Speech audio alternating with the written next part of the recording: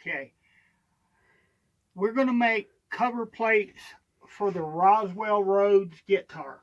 The actual control cavity cover is here.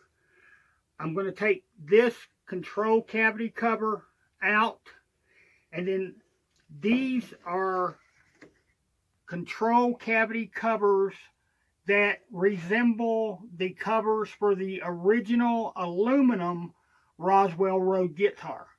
So the best way to do that is to take your guitar, trace out the body itself. That way you have your guitar body to work off of. You can do that on poster board or whatever you want to trace it out on. Then your covers, you can do it in the style like the original aluminum. You can do whatever kind of cover you're really interested in doing. I chose the aluminum covers because it gives it that kind of cool futuristic look. Okay, so what I've done in order to get these is I went on the internet, found a picture like the picture of the aluminum Roswell Rhoads guitar from the back. So here is the picture. Okay, now then that you have an idea of where to get your patterns for your covers, now we've got to transfer this to a piece of aluminum. So I went on eBay, and this is 1/8 of an inch thick piece of aluminum plate. Now if you notice this side scratched up, this is the side that will turn down toward the control cavity. This has a piece of, I guess, plastic or whatever that's stuck to the aluminum to help protect it. This is the side that we're going to turn up.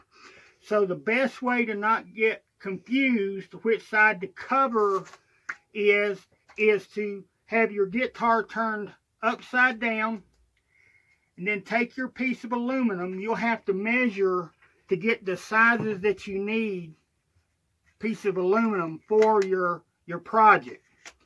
Then take masking tape and go over the top of the plastic. And when you're doing that, it's okay to overlap. You see, so you can see how that has an overlap. That is totally okay. It's not going to hurt anything.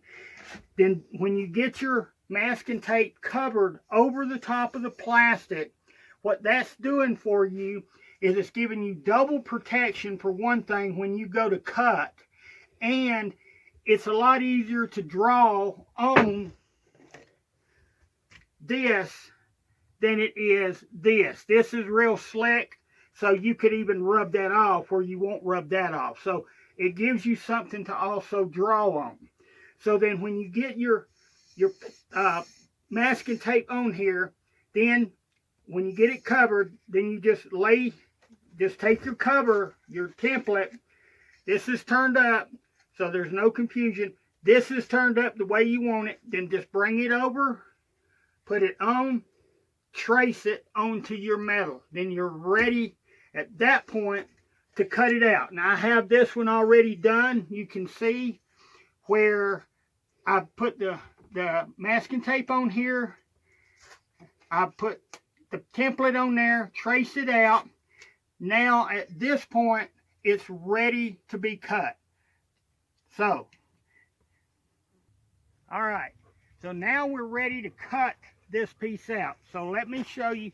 We have drawn the template on here.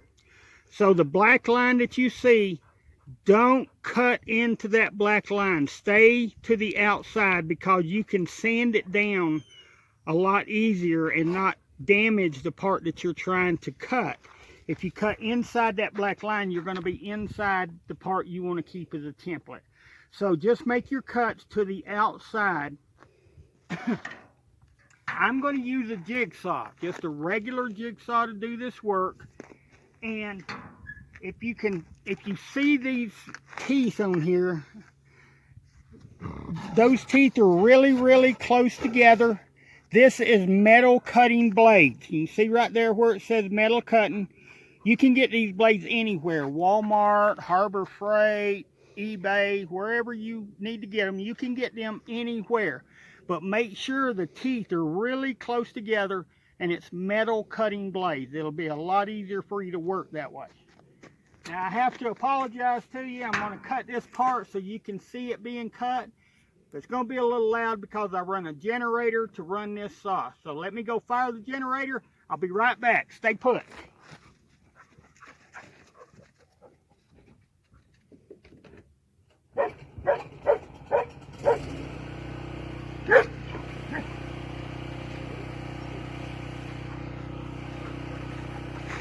Okay, so you can start the cuts wherever you want.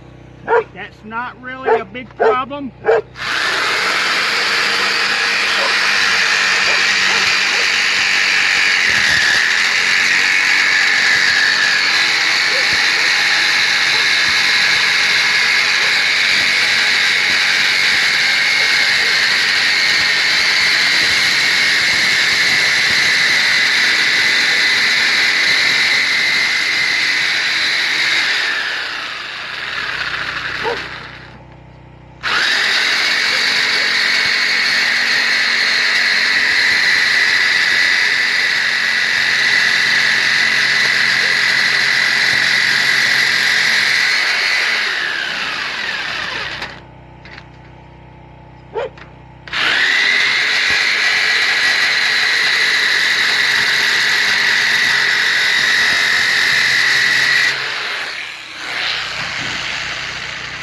Okay, now if you notice, I cut well to the outside of the black line. I'll take a sander and then sand it down to the black line to where I want it, and then it'll be a nice finished even cut.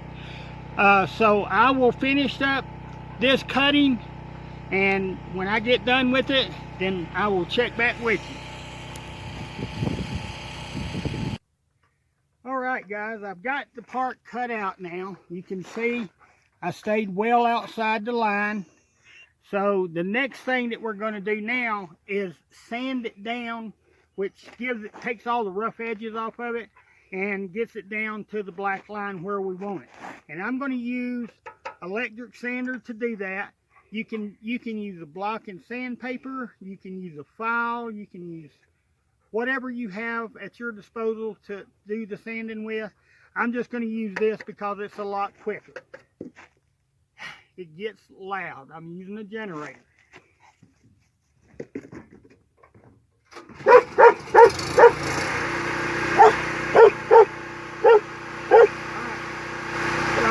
you can start by sanding anywhere you like. I usually start on the radius edges in order to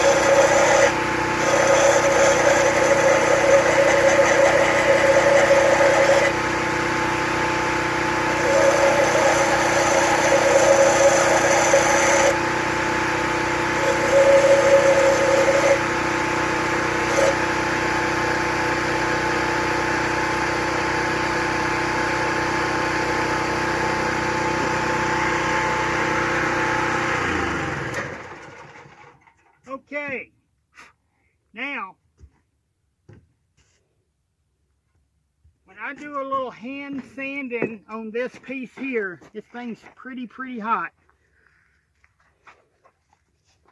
This piece here is already finished. And you can see when I get it done, it'll shape up and look about right. Okay, so now we're done with the sander. At least I think we are at this point. I'll take a piece of sandpaper and hand sand just at the edge, just enough to get the burrs off of it, but don't scratch your top side. So when you do this side, just kind of go at a downward stroke like that, peeling it off, deburring it, and do it all the way around on both sides. And then when you get done doing that, now it's time to move to drilling the holes to put your screws. We're going to drill the holes next, and then we're going to countersink it or chafe it to where it'll have a taper to it, so when the screw goes in, the screw head will seat down into that. So that's going to be our next process. So we'll move in from there.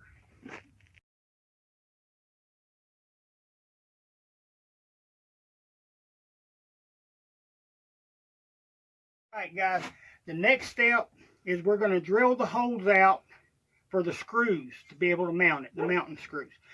I'm going to explain it to you before I get started because the generator that runs this is loud and you won't really be able to hear me. So first thing, I use a drill press. You can use a hand drill. It's not that thick of a piece of metal, but I use a drill so I can get a straight 90-degree bite onto the metal cover. The drill bit that I'm going to be using is a 3/32 drill bit. Steel for steel, not a wood bit. Okay, so the next thing, when I get these holes drilled as quickly as I can, I'm going to take this bit out and I'm going to put this chamfer bit in. And what that'll do is taper the hole so that way the screws will seat down into it. So this is what I'll be using to do that with. Okay, I'm getting fired it up.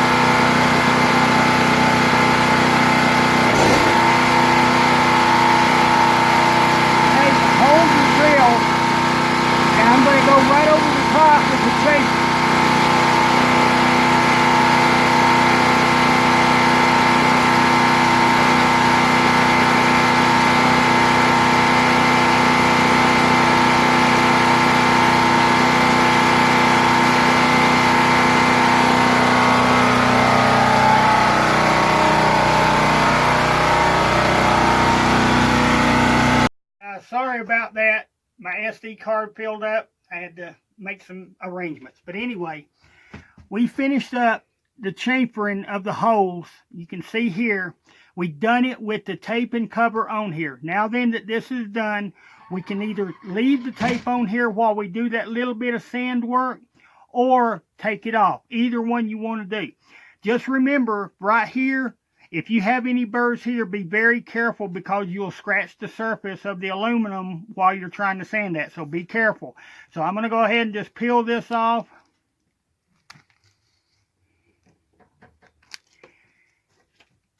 And then we'll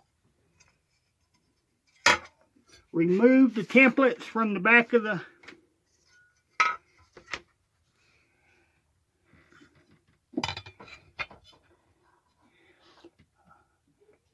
all right, so there they are made. Now the next thing I'll be doing is I will take these and trace around them on the back of the guitar. That way it leaves an area here for me to see, and then I will route this out 1/8 of an inch to where this will seat down into the guitar and be flush. So that will be the next video. Guys, I hope you liked it. There you go. Check you later.